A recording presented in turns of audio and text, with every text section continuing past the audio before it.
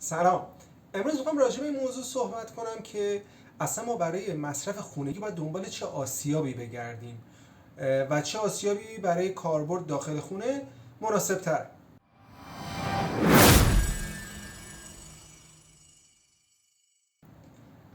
آسیاب ها به صورت کلی به دو دسته آسیاب های دستی و آسیاب های برقی تقسیم بندی میشن که نمونه آسیاب برقی رو پشت من توی تصویر میتونید ببینید. خب آسیاب‌های دستی معمولا کار باهاشون یک کم سخته، به خاطر اینکه زمان بره. ما باید در واقع نیروی بدنی و دستمون رو به کار بگیریم و حالا اگر مثلا به عنوان مثال بخوایم درجه آسیاب ریزی مثل روش اسپرسو رو داشته باشیم، زمان زیاد و انرژی زیادی از ما میبره تا بخوایم اون قهوه رو آسیاب کنیم. حالا چه برسه به اینکه بخوایم چند تا شات اسپرسو پشت هم بگیریم و حسابی از ما انرژی میبره. اما در نقطه مقابلش خب کاربردیه. مثلا به عنوان مثال ما اگر بخوایم برای در واقع جایی که میریم بیرون قهوه رو آسیاب کنیم، یا زمانی که برق میره، یا مسائل دیگه ای که آسیاب های برقی به ما نمیدن، میتونیم از آسیاب دستی استفاده کنیم. و اینکه معمولا آسیاب های دستی درجه آسیابشون خیلی گستره وسیع رو پوشش میده. به عنوان مثال از روشی مثل فرنچ پرس که درجه آسیاب درشتی رو ما استفاده میکنیم تا حتی درجه آسیاب های در حد اسپرسو رو آسیاب های دستی به ما میدن. فقط تنها نکتهش در واقع نکته سخت و اینکه ممکنه ما علاقه‌مند نباشیم به آسیاب دستی، همون انرژی بر و زمان بر بودنشه. حالا میرسیم به آسیاب‌های برقی و اینکه ما برای مصرف خانگی چه آسیاب‌های برقی رو میتونیم انتخاب کنیم. آسیاب‌های برقی هم به دو دسته کلی بر اساس مکانیزم کارشون تقسیم میشن.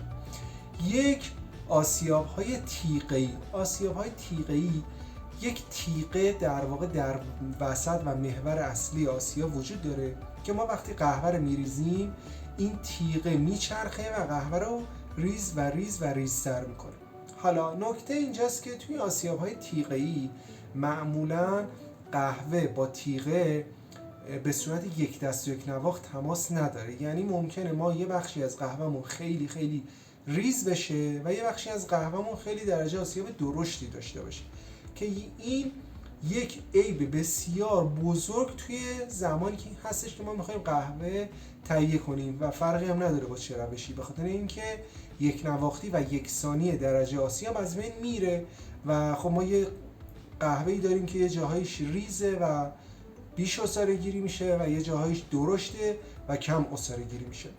پس آسیاب‌های تیغه‌ای به خاطر این عیبشون خیلی کم طرفدار هستن، اما خب معمولا قیمت پایینتری نسبت به آسیاب‌های صفحه‌ای دارن.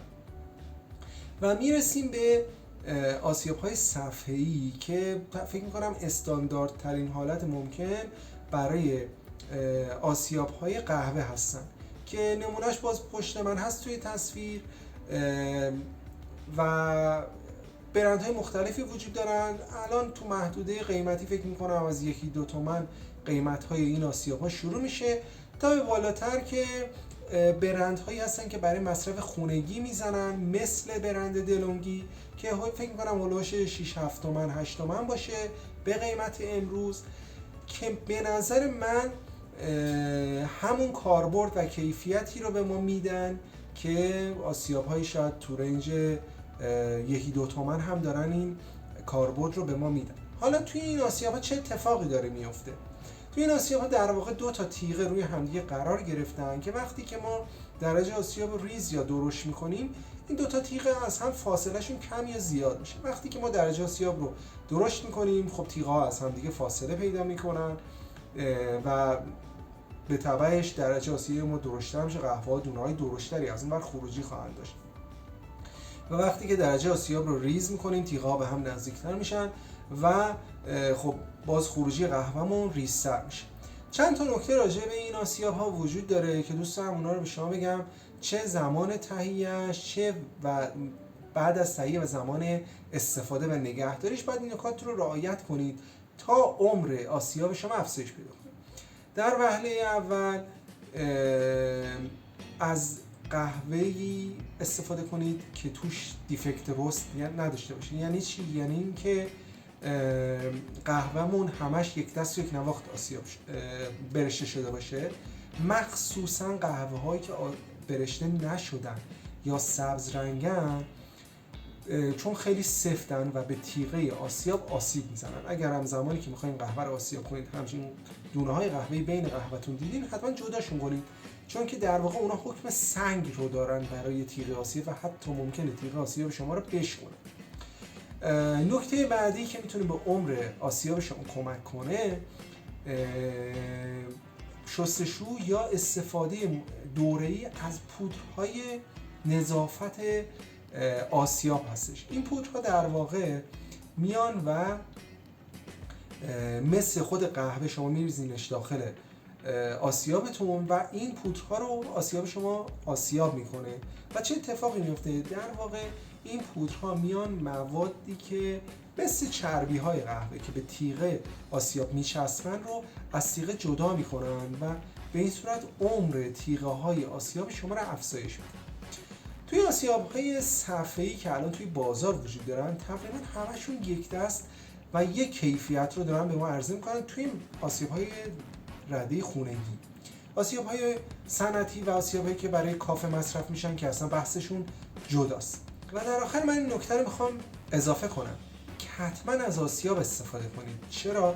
به خاطر اینکه ما زمانی که قهوه رو تازه آسیاب میکنیم در واقع داریم سطح مقطع قهوه رو افزایش میدیم و عطر و طعم قهوه شروع میکنه به آزاد شدن. اگر شما قهوه رو آسیاب کنید و یا از قهوه از قبل آسیاب شده استفاده کنید، در واقع شما به خاطر اینکه سطح مقطع قهوه افزایش پیدا کرده، به مرور زمان قهوه شروع میکنه به آزادسازی عطر و طعم در تماس با هوا و به عنوان مثال شما قهوه‌ای که یک روز، دو روز یا حتی چند روز از آسیابش گذشته رو میخواین استفاده کنین، دارین از این قهوه کهنه استفاده میکنین، قهوه‌ای که بخش عمده‌ای از عطر و طعمش رو از دست داده.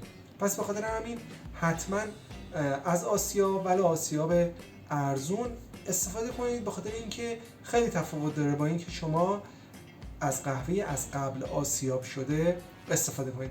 اگر نکته‌ای باقی مونده یا نکته‌ای بود که دوست داری بدونی راجبش، حتما تو قسمت کامنت برام بنویس. مثل همیشه من همه سوالا رو جواب میدم. خیلی ممنون که با من همراه بودید.